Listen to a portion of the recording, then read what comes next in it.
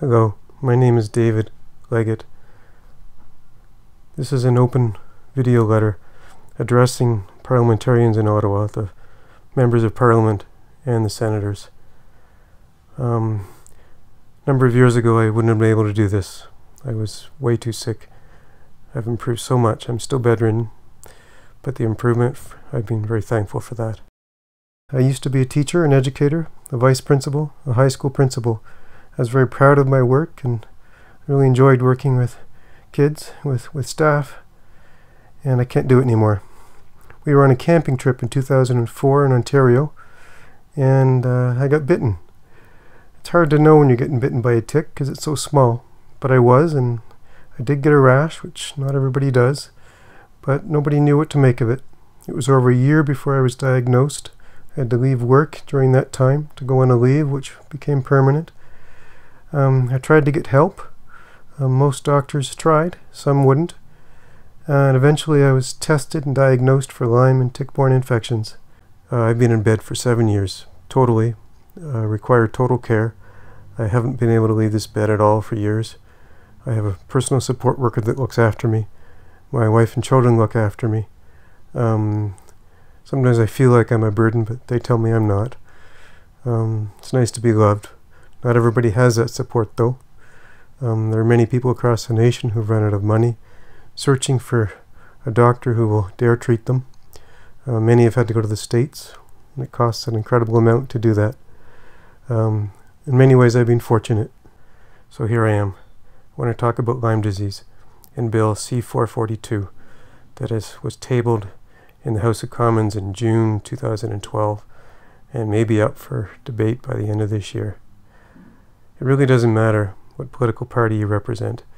This is addressed to everyone because the needs of Canadians are foremost in this regard, and the health of Canadians is imperative that we address the Lyme problem. I'm not the only one.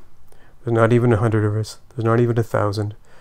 There are thousands and thousands who really have a network across the country. We don't make up things in our head. I've been told that many times, as every other Limey, as we're called. I was properly diagnosed. It took a long time. During that time I suffered a lot. I had no idea what was going on. It was very, very scary. I was told I didn't have much time to live, but here I am.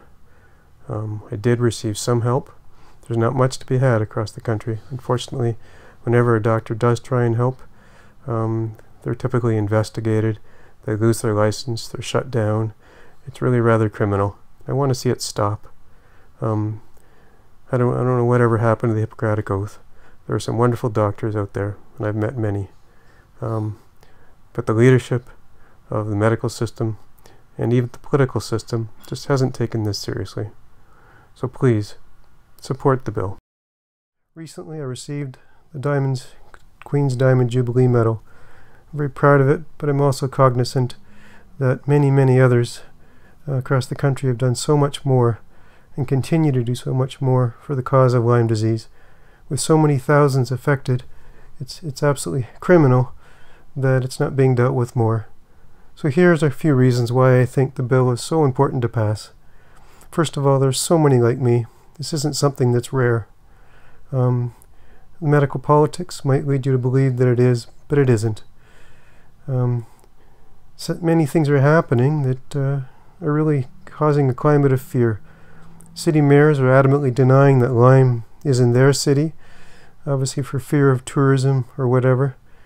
People are being told to take down warning signs of Lyme that they put in their windows, and people with Lyme are being denied even basic medical care by doctors who are scared stiff of being associated with someone with Lyme disease. I've been turned down by many, many doctors who wouldn't even care for my basic needs, no GPs. Testing is inadequate. They rely on controversial clinical diagnoses based on symptoms. So doctors see tick-borne diseases day in and day out, just aren't really given the time of day. But these are the people that need to be because they're in the front lines. They need to be consulted first. Current guidelines for Lyme disease are largely inadequate, and don't reflect the real problem that we have and that many of us experience. They also ignore a lot of the current research and the views of people, doctors who do treat a lot of Lyme patients on a daily basis. We need adequate funding. This is something that's not going to go away. There's a health tsunami that's heading our way and it's already here. It needs dealing with. So where does our federal government fit in? Why should you be involved?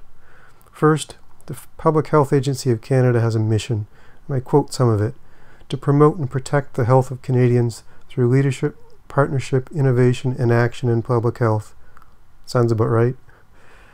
The Public Health Agency of Canada also has another mandate, to prevent and control chronic diseases and injuries, to apply international research and development to Canada's public health programs, to strengthen intergovernmental collaboration on public health and facilitate national approaches to public health policy and planning. What a mouthful, but so true.